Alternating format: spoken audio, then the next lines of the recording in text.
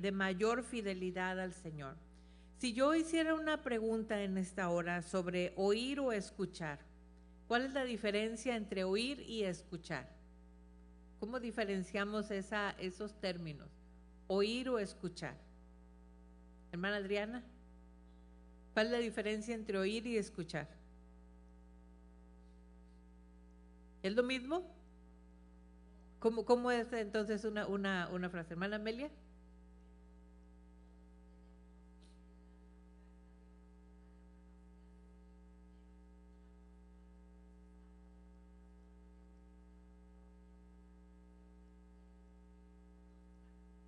Poner atención, ¿verdad? El oír es el sentido, digamos, natural, ¿verdad? Que tenemos, pues gracias a la grande mayoría. Hay gente que sí necesita un poquito de ayuda, ¿verdad? Pero la grande mayoría tenemos la capacidad de oír. Pero el escuchar, dice nuestra hermana Amelia, es prestar atención de alguna manera, ¿verdad? En lo que se nos está diciendo, escuchar, aprender a atender lo que se nos está diciendo. A veces creemos que oímos, pero realmente no estamos escuchando. Puede estar la gente hablando, y nosotros, ¿qué te preguntan? ¿Mande? No estabas escuchando el mensaje, no estás atento, ¿verdad? Atender a lo que se nos está diciendo. Entonces es muy importante este concepto en cuanto a lo que habla la palabra del Señor, porque vamos a ver hoy cómo Pablo se goza, se regocija con los creyentes, los hermanos en Tesalónica. La semana pasada empezábamos a hablar sobre eso, que no solo oyeron la enseñanza, no solamente la oyeron, sino que la escucharon y la obedecieron. Ahí es la importancia, ¿verdad? No es solamente el conocimiento o el oír, sino escuchar a profundidad el mensaje, escuchar el mensaje y después de escucharlo, obedecerlo. Lamentablemente muchas personas en el tiempo actual oyen de la palabra del Señor, oyen de lo que dice la Biblia, pero no la quieren escuchar, no quieren atender al llamado del Señor, al mensaje. Lo escuchan solamente, ¿verdad? Lo están oyendo con sus oídos, pero sin llegar a captar la realidad de lo que es el mensaje bíblico. No quieren obedecerlo, ¿verdad? Y pues los resultados muchas veces son trágicos ante esa negativa de esas personas a escuchar de verdad el mensaje de Cristo. Dios quiere que escuchemos, ¿verdad? La Biblia dice que no seamos oidores, ¿verdad? Sino hacedores de la palabra. No solamente oírlo el mensaje, sino la Biblia nos habla sobre hacer el mensaje del Señor. Pablo, en estos capítulos, vamos a estar hablando un poco sobre el capítulo 2 de Primera de Tesalonicenses y el capítulo número 3, envía a Timoteo a visitar a los creyentes que se quedaron en Tesalónica. La semana pasada hablábamos un poco de esto, como el tiempo prácticamente que estuvo Pablo predicando ahí a los tesalonicenses fueron 3 semanas, casi un mes, ¿verdad? Muy poco faltaba para un mes, porque dice la palabra que estuvo 3 días de reposo continuos predicando, o sea, 3 sábados seguidos estuvo predicándoles ahí a los hermanos en Tesalonicenses, en Tesalónica. Y ahora vemos que Pablo envía a Timoteo. Vimos ya en la semana pasada sobre esto, ¿verdad? Que viene el mensaje, Pablo les predica y empieza a haber persecución. Hay persecución en lo que está pasando allí.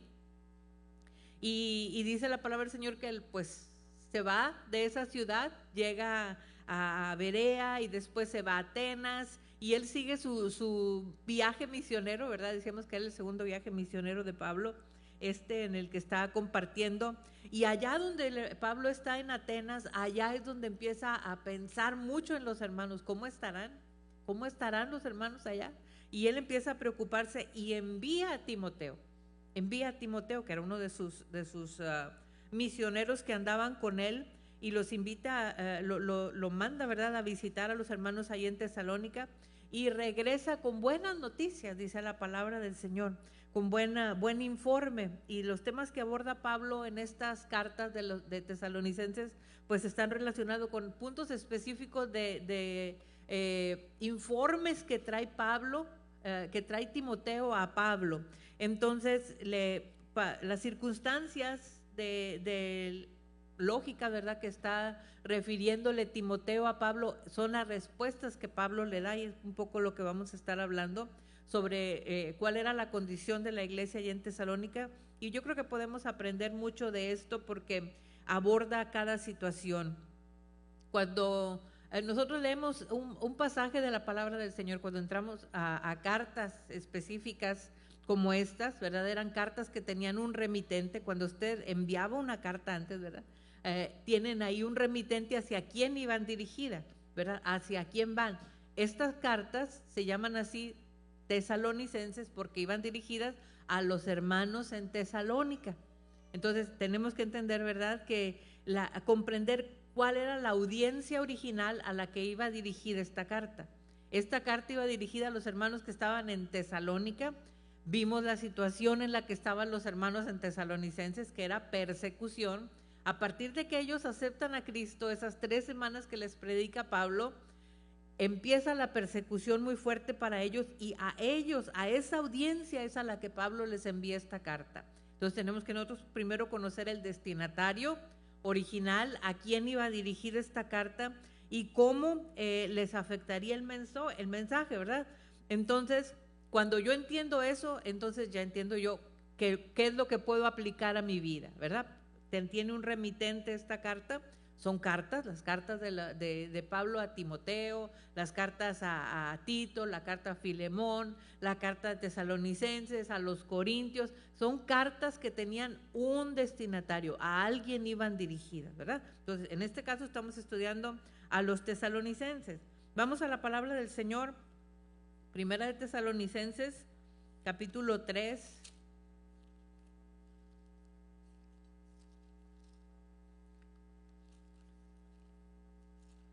Gálatas, Efesios, Filipenses, Colosenses, por ahí.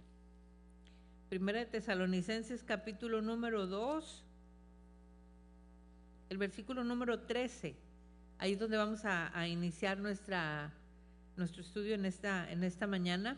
Primera de Tesalonicenses 2, 13 al 16, dice: por lo cual también nosotros sin cesar damos gracias a Dios de que cuando recibisteis la palabra de Dios que oísteis de nosotros, la recibisteis no como palabra de hombres, sino según es en verdad la palabra de Dios, la cual actúa en vosotros los creyentes, porque vosotros, hermanos, vinisteis a ser imitadores de las iglesias de Dios en Cristo Jesús que están en Judea, pues habéis padecido de los de vuestra propia nación las mismas cosas que ellas padecieron de los judíos. Hasta el versículo número 16, los cuales mataron al Señor Jesús y a sus propios profetas, y a nosotros nos expulsaron, y no agradan a Dios, y se oponen a todos los hombres, impidiéndonos hablar a los gentiles para que éstos se salven. Así colman ellos siempre la medida de sus pecados, pues vino sobre ellos la ira hasta el extremo. Amén. Este punto se llama perseguidos pero fieles, la palabra obrando en ustedes, ¿verdad? Nuevamente en estos, ¿verdad? Empieza el versículo número 13, que es desde donde partimos. Pablo empieza dando gracias, por lo cual también nosotros sin cesar damos gracias a Dios, ¿verdad? Él empieza dando gracias a Dios por los creyentes, ¿verdad? Porque les dice: de cuando recibiste la palabra de Dios que oíste de nosotros. Cuando ustedes recibieron la palabra, doy gracias al Señor porque recibieron la palabra de Dios. Esos nuevos creyentes reconocieron la palabra, y dice la palabra que reconocieron los hermanos que esa palabra no era humana solamente, sino que provenía del Dios mismo. Recibiste la palabra de Dios que oíste de nosotros, la recibiste no como palabra de hombres, sino según es en verdad. ¿Cómo es en verdad? La palabra de Dios, la cual actúa en vosotros los creyentes. Pablo empieza esta carta, ¿verdad? Esta porción del pasaje que estamos considerando en esta mañana, que son perseguidos pero fieles, dice la palabra del Señor. Ustedes, doy gracias a Dios porque cuando llegué a ustedes recibieron la palabra no pensando que eran solamente unas palabras de un hombre que está hablando aquí, sino ustedes entendieron que es la palabra de Dios. Les dice Pablo: a los hermanos en Tesalonicenses, ¿verdad? Venían del Dios mismo. Cuando Pablo les dijo a los tesalonicenses, recibieron el mensaje, aquí en este versículo número 13, ¿verdad? Cuando ustedes recibiste la palabra de Dios, recibiste, esa palabra significa oír, escuchar y obedecer, lo que decíamos ahorita, la diferencia entre oír y escuchar. Ustedes no solamente oyeron la palabra, sino que la escucharon. No es solamente el sentido natural que tenemos de oír, sino prestar atención, escuchar. Oyeron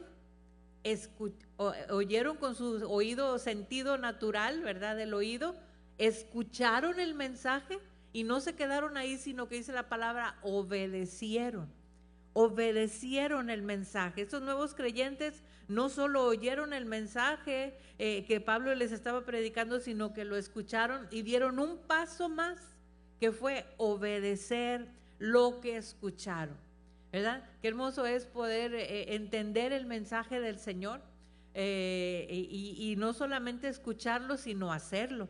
En la lección del miércoles que hablábamos en nuestro estudio bíblico que tenemos el día miércoles, entre paréntesis los invitamos, ¿verdad? Para que vengan, es un tiempo bien bonito que estamos estudiando.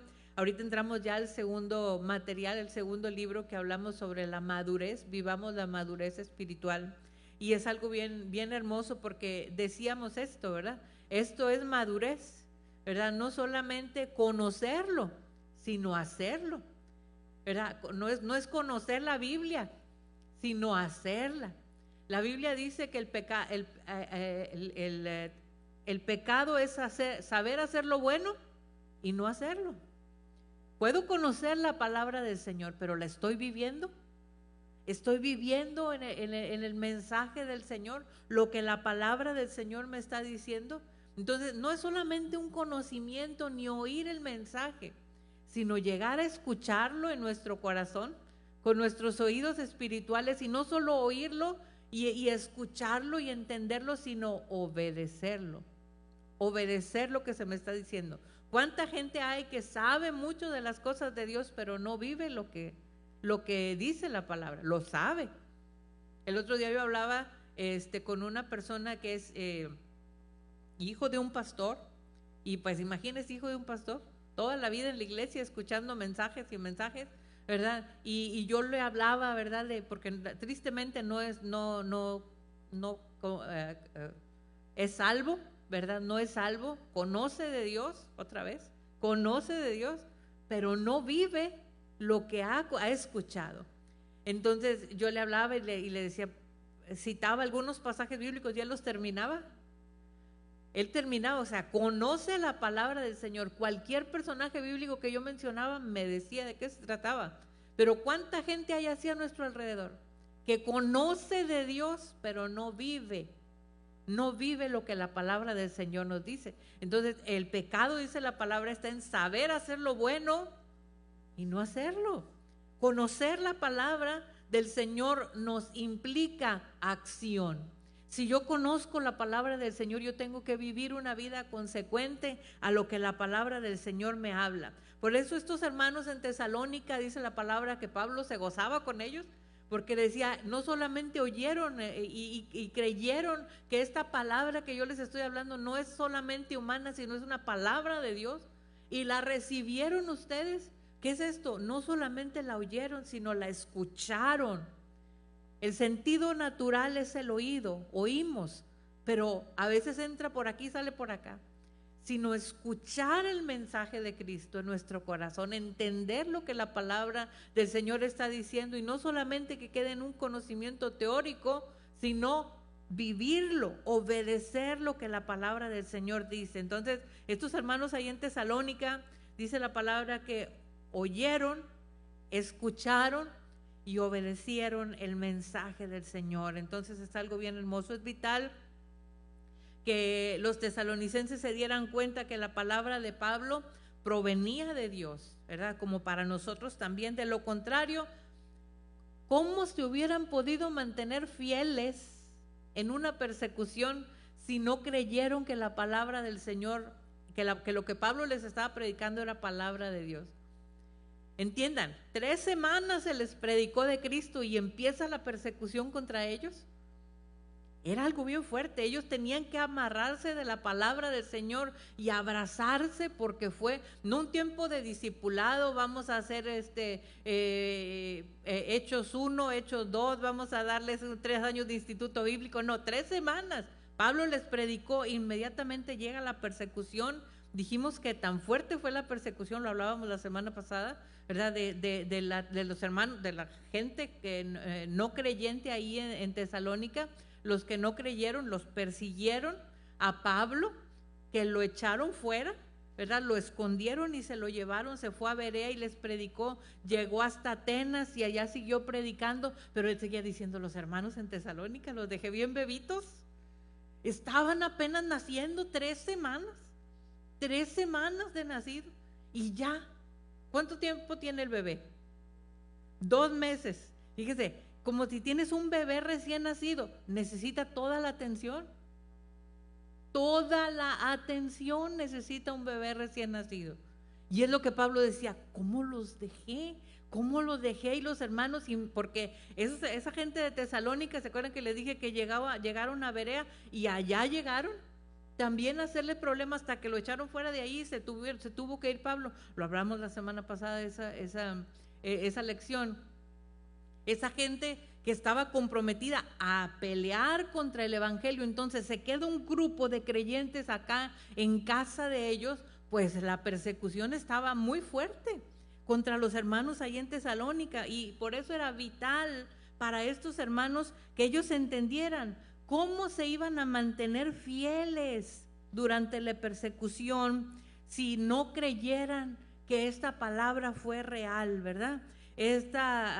Pablo les había hablado a los hermanos en Tesalónica en el capítulo 1, ¿verdad? Que leíamos la semana pasada, los versículos 6 al 8, donde les decía, ¿verdad? Que habían ganado reputación en la región donde ellos estaban, porque habían soportado la persecución. Pero Pablo señala que otros creyentes de Judea también estaban experimentando esto. En el versículo 14 dice, estamos en 1 de Tesalonicenses 2:14, porque vosotros, hermanos, vinisteis a ser imitadores de las iglesias de Dios en Cristo Jesús que están en Judea, pues han padecido lo de vuestra propia nación. Ellos también. La persecución estaba surgiendo en todos lados, ¿verdad? De las mismas cosas que ellos padecieron de los judíos.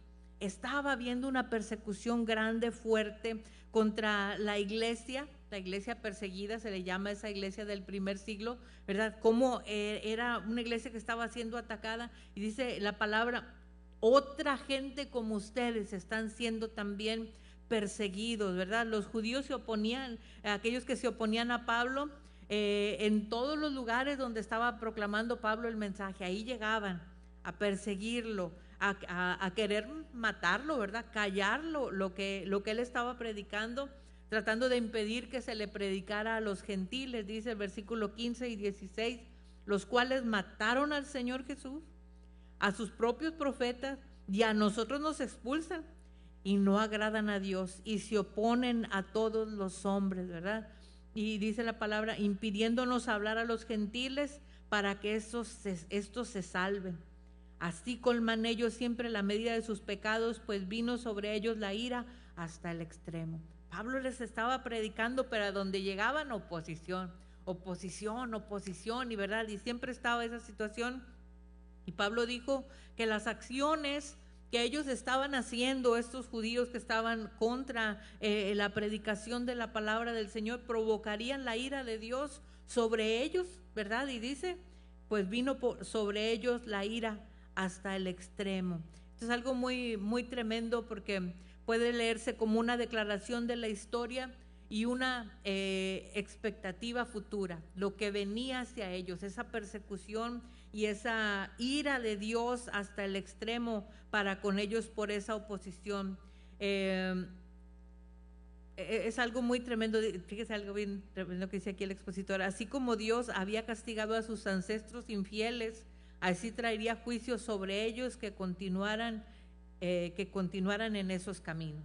Entonces, La oposición al evangelio es algo muy, muy tremendo, ¿verdad? Nuestra decisión de obedecer la palabra del Señor, hermanos, es porque nosotros creemos que es verdadera. Tenemos que empezar desde esa perspectiva, ¿verdad? De nuestra vida de fe, ¿verdad? Si no, ¿cómo te puedes mantener firme si tú no crees que el evangelio es verdadero? No es una palabra humana, no es algo que se me ocurre a mí hablar aquí semana tras semana, ni los predicadores que están haciéndonos, ni el pastor, ni los maestros que están enseñando ahorita. No es una ocurrencia, ni son palabras de hombre. Lo que estamos hablando es la palabra de Dios. Por eso siempre que hablamos decimos, en la Biblia dice, estamos leyendo en este pasaje, esto es lo que se está diciendo. No son conceptos míos, no es mi idea ni es mi pensamiento, es lo que la palabra del Señor dice. Y tenemos que abrazarnos y creer esto, porque en el tiempo de la prueba, en el tiempo de la aflicción, no tenemos luego de dónde agarrarnos. Tenemos que creer la palabra del Señor, lo que la palabra está diciendo, porque es lo que nos mantiene. Esta lección se llama así: fieles en tiempos difíciles. No si vas a tener problemas, van a venir problemas. Cada día lo estamos viendo más, ¿verdad? Cada día vemos más situaciones, cómo se aproximan, situaciones de guerra, situaciones de amenazas, oiga, problemas por todos lados, pero tenemos que ser fieles en tiempo de la prueba. Pero si mi confianza está puesta solamente en mi capacidad, en lo que yo puedo hacer, pues pobre de mí, ¿verdad? Porque soy tan limitado como cualquier otro ser humano. Mi confianza siempre está puesto en lo que la palabra del Señor dice. Dios es mi esperanza, Dios es mi fortaleza, ¿verdad? Y qué hermoso es poder abrazar y creer lo que la palabra del Señor dice, ¿verdad? ¿Cómo reaccionaríamos nosotros si enfrentáramos persecución? ¿De verdad nos abrazaríamos a la palabra del Señor como tanta gente, ¿verdad? Lo está haciendo en este tiempo que estamos nosotros aquí. Mucha gente está siendo perseguida a causa de su fe. Aquí les decía hace algunas semanas, lo más que se nos dice a veces es, ay, el hermano, ay, el cristiano, ahora te crees bien santo, ¿verdad? Algún tipo de referencia de esa naturaleza, pero persecución, que nos diga, no, tus hijos no pueden estar aquí en la escuela. Se murió alguien, no lo puedes enterrar en este panteón porque aquí nada más enterramos más gente de nosotros, ¿verdad? Y cuestiones de así, ustedes son repudiados, váyanse, les quitan las tierras, los van y los matan en los templos. En Oaxaca, aquí hace algunos años pasó eso, no estamos hablando de allá de África Occidental, no, aquí en México. Persecución fuerte, ¿verdad? A causa de la fe. La gente, ¿verdad? Llegaron a un templo y asesinaron un montón de hermanos allí porque estaban en el culto.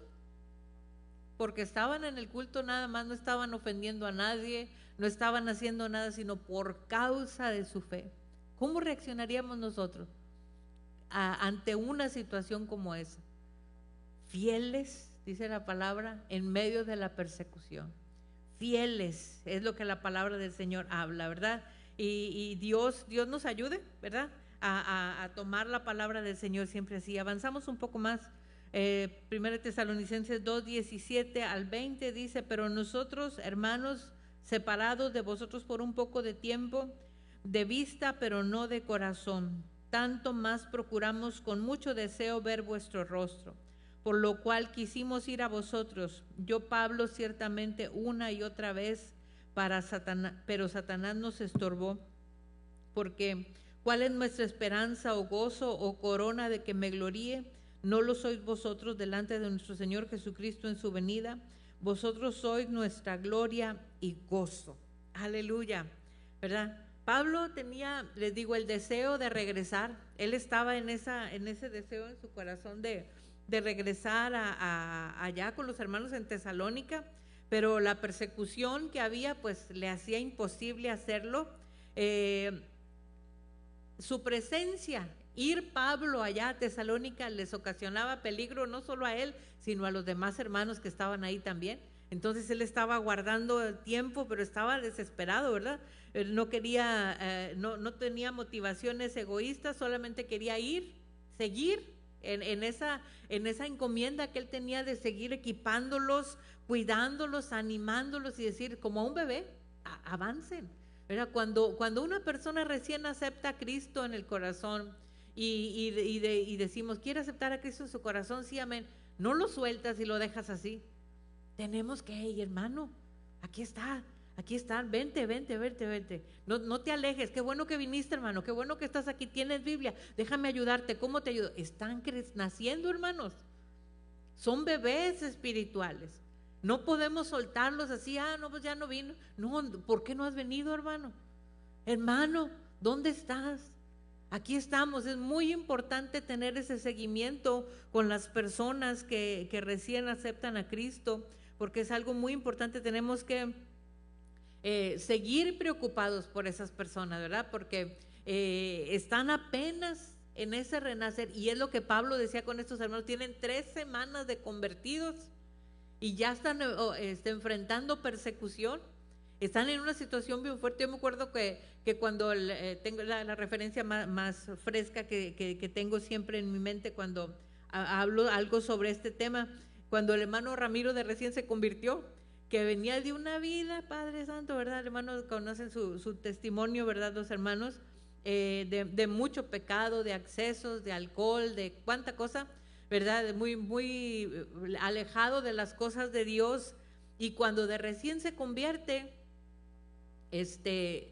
al tiempo, ¿verdad? El testimonio del hermano es grande, es largo, pero él tenía problemas de migración, como ¿a cuánto tiempo, hermano? 2 años, fíjese. Cuando de recién el hermano empezó a venir a la iglesia, venía teníamos vigilia de oración, venía a la vigilia de oración, y dice, hermano, bendito sea Dios. Una vez salimos de la oración un viernes en la noche, y salimos de la vigilia de oración, y dice el hermano, bendito sea Dios, el hermano Ramiro en una iglesia, el viernes en la noche, dice, cuando debería estar en una cantina borracho y haciendo maldades por allá. Los cambios que Dios hace. Nosotros veíamos lo que el Señor estaba haciendo en el hermano, cómo el Señor estaba cambiando. Después la hermana Maribel se reconcilió con el Señor, ¿verdad? Porque ella había conocido del Señor mucho tiempo antes, pero se reconcilia con el Señor y empiezan a servir los dos juntos, a caminar. Pero al tiempo, cuando vienen las cortes de migración ya y todo eso, a ver cómo iba a quedar su caso, un caso muy difícil, ¿verdad? Porque un primo mío, ¿verdad? Él es agente de migración, y me dijo, el hermano ya se va, Rubí, me dijo así. Dijo, el hermano ya se va, dijo, tiene DWI, dijo, no tiene residencia, no tenía ningún documento, y tiene DWI. Dice, ya se va. En ese tiempo andaba un caso muy sonado de una señora que allá en los más arriba, que se refugió en una iglesia, y de ahí de la iglesia fueron y la sacaron a la señora y la deportaron, y estaba una situación así muy complicada, y me dijo Samuelín, ya se va el hermano Ramiro, y la iglesia orando, y hacíamos oración, y al final del culto orábamos, y una corte, y después otra corte, ¿verdad? Y el hermano iba, ¿verdad? Milagrosamente, hermano, le dieron fianza, hermano Ramiro. Imagínense, le dieron fianza para pelear su caso afuera, cuando absolutamente no hay posibilidad de eso, es deportación inmediata. Y al hermano le dieron fianza, peleó su caso, estuvo aquí en la iglesia, el Señor lo afianzaba en todo este tiempo. Y cuando el hermano tiene la corte de migración, que fue un milagro de Dios, porque ahí mismo le dieron la residencia al hermano, no solamente no lo deportaron, sino que le dieron la residencia al hermano, por la gracia y la misericordia del Señor solamente, fue un milagro. Y cuando el hermano tiene sus papeles, que me asusto, entró algo en mí, dije yo, el hermano ya tuvo lo que lo acercó a la iglesia. Dije, sangre de Cristo. Y empezamos a orar, ¿verdad? Y mi esposo siempre tenía precaución con el hermano Ramiro, de que llegó Navidad, véngase, hermano, a la casa, ¿verdad? Porque sabía que esas fiestas eran tremendas para que él se fuera a tomar o hiciera cosas, ¿verdad? Véngase para la casa, hermano, en Año Nuevo, véngase para la casa, hermano. Y siempre tratar de tenerlo cerquita, a los bebés, véngase, esté aquí, está creciendo, está apenas como dando los primeros pasitos, ¿verdad? Véngase, cerquita, con cuidado, con atención, ¿verdad? Y cuando pasa eso, que el hermano le dan su residencia en la mano, y dijo, quién sabe cuántos años tenía de no ir a México, hermano, 9 años que no cruzaba México. Dijo, voy a ir a ver a mi papá, voy a ir a ver a mis hermanos y que se va. Y yo dije, Santo Padre, todos los hermanos allá son tomadores y toda la cuestión. Y dije yo, hermano Ramiro, le dije, ¿me permite hablar con usted? Sí, hermano. Y ya le dije, hermano Ramiro, ya le dije, mire, pues no sabía yo cómo manténgase firme, hermano, usted es diferente, es oportunidad de que usted les predique de Cristo, ¿verdad? Y le dije, mire, allá hay cerveza, hermano, allá va a haber esas cosas, ya le hablé de derecho, ¿verdad? Tenga cuidado con la convivencia ahí con su familia. Y me dice, hermano Ramiro, dice, pastora, dice, aquí también venden cerveza. Dice, yo no he tomado. Le digo, ay, gloria a Dios. Entonces ya no depende del entorno, ya no depende del entorno, sino de la convicción. Pero ¿qué es lo que da eso? El llevar a un bebé desde que nace. Imagínense cómo estaba Pablo de que les predicó 3 semanas a estos hermanos y los dejó allá solos. ¿Cómo están? Ahora no los dejó a una situación de que, no, pues nomás váyanse al culto, hermanos. No, inmediatamente persecución a Pablo, o sea, persecución les estoy diciendo, como les estoy diciendo ahorita de lo que nos pasa a nosotros del bullying. No, la que te hacen bullying porque eres cristiano. No, persecución a querer matarlos. Entonces es algo bien, bien tremendo. Por eso dice que Pablo estaba desesperado con esa situación de que él quería regresar allá donde estaba para equiparlos, para cuidarlos, para animarlos, ¿verdad? Y Pablo en este capítulo anterior, en este capítulo número 2, pero en versículos anteriores ya usa analogías como de un padre, habla de una nodriza como si fuera una madre que los quiere cuidar, ¿verdad? Protegerlos de esa manera, descubre su corazón. Pero fíjese cómo dice aquí en el versículo número 17, donde dice, pero nosotros, hermanos, separados de vosotros. Da una situación de que él se sentía así separado, como que había sido arrancado de en medio de ellos. Estamos separados, dice, nos han arrancado. Y comunica esa emoción que sentía Pablo. Estaba en esa situación en su corazón desesperado de saber que sus hijos espirituales estaban siendo perseguidos y que él no podía llegar y estar ahí con ellos para animarlos, para hacerlo, ¿verdad? Y eso intensificaba los sentimientos que tenía Pablo.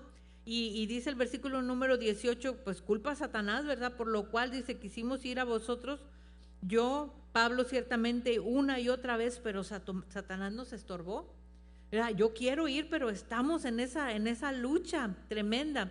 Pablo les dijo a los tesalonicenses que eran una fuente de esperanza y de gozo. Dice, ¿cuál es nuestra esperanza o gozo o corona en que me gloríe? Ustedes, dice, ¿no lo sois vosotros? Delante de nuestro Señor Jesucristo en su venida, ¿verdad? Ustedes son esto. Qué importante para los líderes, nosotros como pueblo del Señor, como hijos de Dios y como gente que el Señor ha puesto personas bajo nuestro cuidado de alguna manera, ¿verdad? Los líderes de la iglesia que tenemos gente bajo nuestro cuidado, qué importante es guardar un corazón de esta manera, que ame, que sirva, que desee, que esté preocupado por las personas, no como el liderazgo, vino o no vino, no es problema, ¿verdad? No, ¿por qué no vino mi hermano? El líder de varones, no he visto a aquel hermano, ¿por qué no ha venido? El líder de los jóvenes, ¿por qué no ha venido aquel hermano? ¿Por qué está? ¿Qué estará pasando? Una llamada, escuela dominical, ¿cómo está todo? ¿Cómo está todo? Las damas, ¿cómo está la hermana? ¿Por qué no ha venido? ¿Qué le está pasando? Los hermanos ancianos, cada ministerio de la iglesia, que todos estemos preocupados como líderes. Tenemos que tener ese corazón como Pablo, ¿verdad? Como si algo pasa cuando nos arrancan. Como maestros de escuela dominical, ¿dónde están mis alumnos? ¿Por qué no vino? ¿Por qué no llegó? ¿Qué pasó con este muchacho? ¿Por qué ya no vino? ¿Por qué ya no vino este niño? Hay que estar en esa preocupación como lo estaba Pablo, en ese deseo, ¿verdad? De estar y de estar comprometidos con lo que el Señor nos habla, ¿verdad? Pablo se refería a un tipo de corona porque dice, ustedes son mi corona. Les dice Pablo a ellos, ¿verdad? Como una corona que alcanzaban después de una competencia. El orgullo y el gozo de Pablo serían presentar seguidores fieles al Señor Jesucristo cuando Él viniera. Ustedes, ¿verdad? Ustedes que están trabajando y que están esforzándose. El corazón de Pablo por las personas era el deseo de él presentar a las personas a Jesús cuando Él regresara. Ese es el propósito de la iglesia, hermano. El propósito de la iglesia es esto, las almas. No son los edificios, no es el presupuesto, no es la organización, sino es cuánta gente podemos alcanzar, cuántas almas podemos llegar a abrazar antes de que el Señor regrese.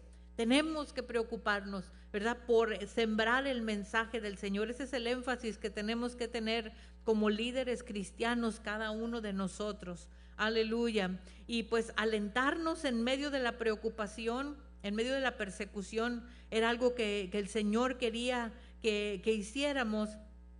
En capítulo 3, versículos del 1 al 3, dice: por lo cual, no pudiendo soportarlo más, acordamos quedarnos solos en Atenas. Fíjese qué tremendo pasaje ¿verdad? ¿Cómo usa la expresión Pablo de quedarnos solos?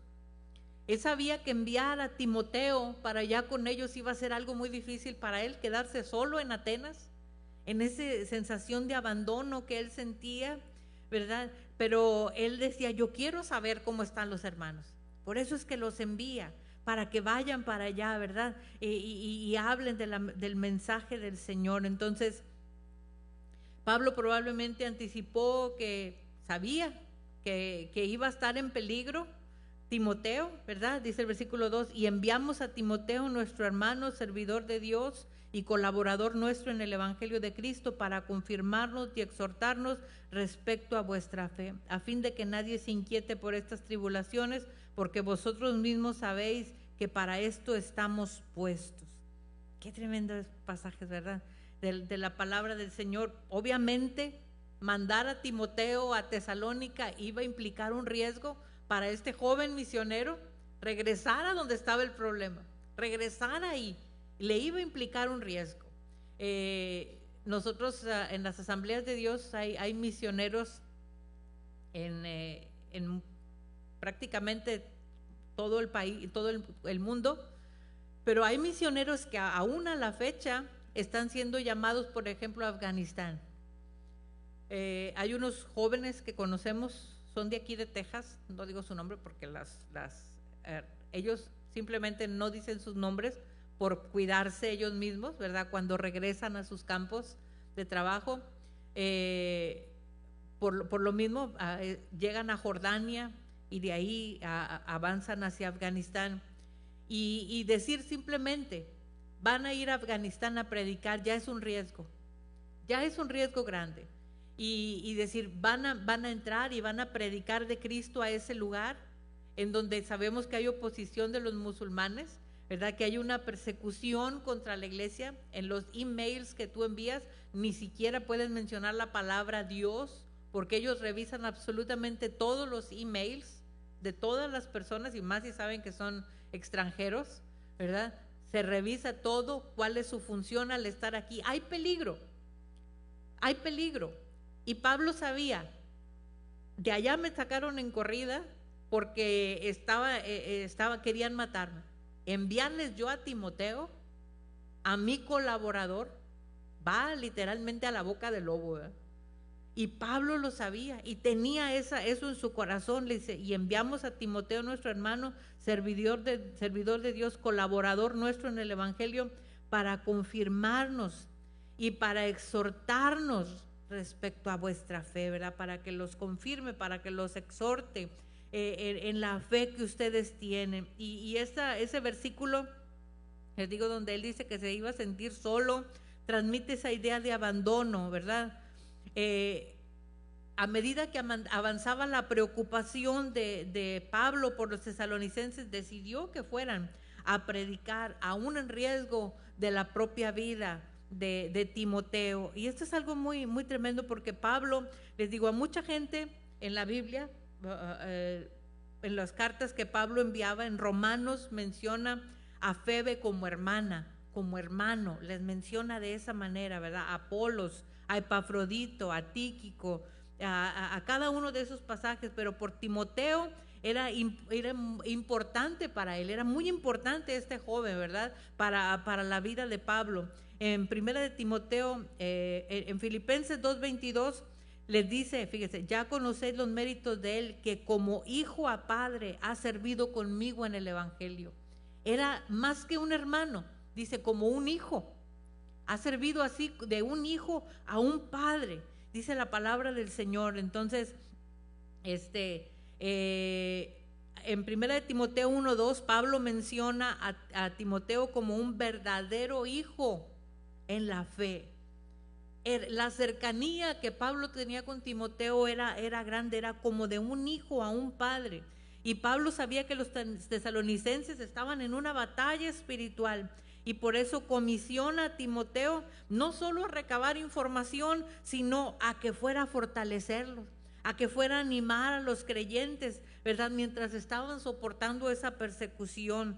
Y nos recuerda a nosotros, hermanos, también, como les dice aquí en este versículo número 3, dice, porque vosotros mismos sabéis que para esto estamos puestos, les dice, para la persecución. Y nos recuerda a nosotros también, ¿verdad?, que estamos destinados para pasar dificultades. No si en algún momento, todos vamos a pasar dificultades, todos pasamos por dificultades, enfermedad, situaciones que se desencadenan de pronto en nuestra vida. Y el Señor mismo nos lo dice en Juan 16:33, en el mundo tendréis aflicción. El Señor nos lo dice, pero también nos dice, confiad, yo he vencido al mundo, dice la palabra del Señor. Entonces nosotros tenemos esta experiencia en nuestra vida de que cuando hay dificultad y problemas, vamos a abrazarnos de su misericordia, vamos a abrazarnos a la fidelidad del Señor, a lo que el Señor tiene para nuestras vidas. Ciertamente vienen pruebas, vienen dificultades, pero el Señor nos dice, ¿verdad?, que debemos de mantenernos firmes en medio de cualquier situación que venga a nuestra vida.